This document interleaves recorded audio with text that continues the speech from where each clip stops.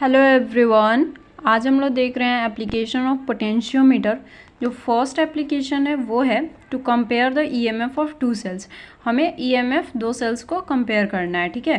मतलब दो सेल्स के ईएमएफ को कंपेयर करना है। जैसे यहाँ पे E1 है और E2 है, तो इसे हमें कंपेयर करना है। The circuit diagram for the comparison of EMF of two cells is in the figure. यहाँ पे देख रहे हो ईएमएफ 1 और 2 है, ठीक है। It consist of potentiometer of wire A B, जो कि कंसिस्ट कर रहा है एक पोटेंशियोमीटर वायर ए बी को, ठीक है। मतलब पोटेंशियोमीटर वायर ए बी है from the terminal A terminal से, मतलब ए पॉइंट से, ठीक है। There is two cells having EMF 1 and EMF 2, ठीक है। दो सेल्स है ईएमएफ 1 और EMF 2, which gives null point at distance L1 and L2 respectively, जो कि यहाँ पे गल्वेनोमीटर कनेक्ट किए हैं और जॉकी को स्लाइड किए हैं इस वायर के ऊपर। तो वहाँ पे हम मान लेते हैं कि जो EMF 1 है उस पर जो नल डिफ्लेक्शन जो शो कर रहा है वो पॉइंट L1 डिस्टेंस पे किया, और जो EMF 2 के लिए जो पॉइंट शो कर रहा है गल्वेनोमीटर नल डिफ्लेक्शन जो जॉकी शो कर रहा है, जो कि गल्वेनोमीटर से कनेक्टेड है, वो डिस्टेंस L2 पे किया, ठीक है। अब यहाँ पे देखिए, when connected to the circuit, जब सर्किट कनेक्टेड है तो V is equals to KL होता है, ये हमें पता है। V is directly proportional to length, तो जो इक्वल टू लाते हैं तो वहाँ पे कांस्टेंट आता है, तो वो K पोटेंशियल ग्रेडियंट आ रहा है।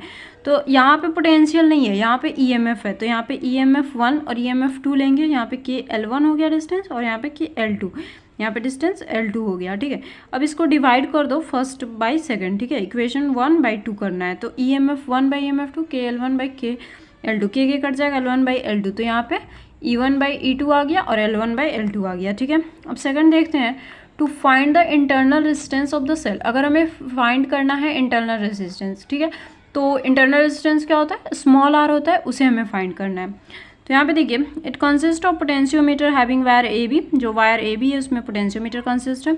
A cell of EMF E is connected from the terminal A, और यहाँ पे सेल E जो है वो कनेक्टेड है, EMF E जो है वो कनेक्टेड है टर्मिनल ए से, यहाँ से EMF कनेक्टेड है along with galvanometer and jockey with slide over the wire, और उसके साथ साथ गल्वेनोमीटर और जॉकी भी कनेक्टेड है जिसको हम स्लाइड कर रहे हैं वायर के ऊपर।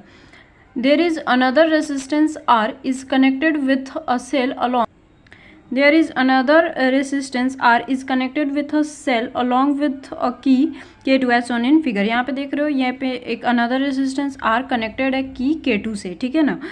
When K2 is open, then the whole EMF of the cell drop across wire AJ and null point was found at A11।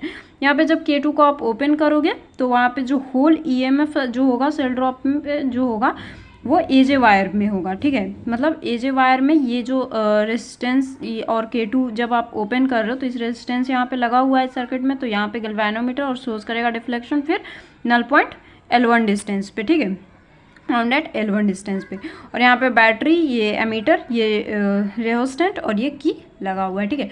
और यहाँ पे की का क्या काम होता है, जब हमें रीडिंग्स लेनी होती है तो हम की को लगा देते हैं, और जब हमें रीडिंग्स हो जाती है हम ले लेते हैं तो उसको की को हम ऑफ कर देते हैं। हमेशा तो ये नहीं ओपन रहेगा ना, हमेशा सर्किट चालू नहीं रहता है, ठीक है।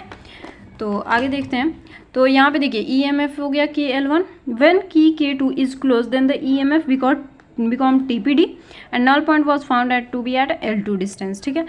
तो यहाँ पे देखिए, जब आप K2 को जो की K2 है उसको क्लोज करोगे, अगर ओपन है तब तो वो EMF है, ठीक है।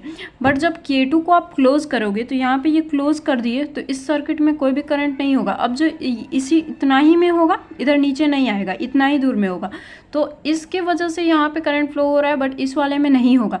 तो जब एक करंट, मतलब यहाँ पे EMF TPD कब बनता है, जब यहाँ पे करंट फ्लो हो रहा है और इस वाले में नहीं होगा, तो वो क्या हो जाएगा, EMF TPD बन जाता है, ठीक है ना। और नल पॉइंट जो होगा जीरो डिफ्लेक्शन, वो पॉइंट L2 पे हम मान लेते हैं कि वो हमें L2 डिस्टेंस पे मिला, इस वाले पॉइंट जो नीचे हमने रेजिस्टेंस R लगाया था एक एक्सटर्नल रेजिस्टेंस, उसके वजह से। तो यहाँ पे देखिए V is equals to KL2 हो गया, ये TPD है, ठीक है ना। अब डिवाइड करना है तो E/V KL1/L2 कर दो, L के कट जाएगा L1/L2 और E/V is equals to L1/L2 आया। अब देखिए, अब हमें इंटरनल रेजिस्टेंस का फॉर्मूला पता है, पिछले वीडियोस में हमने किया था, जैसे था एक topic expression for internal resistance, तो उसमें आपने पढ़ा होगा तो वो होता है R E/V-1, ठीक है। तो R अब बस E/V की जगह पे ये फॉर्मूला पुट कर दो, ये जो इतना आया है वैल्यू इसकी E/V की L1/L2-1, ठीक है। तो ये आई होप आपको समझ आई होगी, ये इंटरनल रेजिस्टेंस का फॉर्मूला आ गया। सो नेक्स्ट वीडियो में मिलते हैं गाइस, वर्किंग एंड थ्योरी को समझेंगे। सो चैनल सब्सक्राइब कर लेना एंड कोई भी दिक्कत हो तो कमेंट सेक्शन में पूछ सकते हो आप। Bye guys.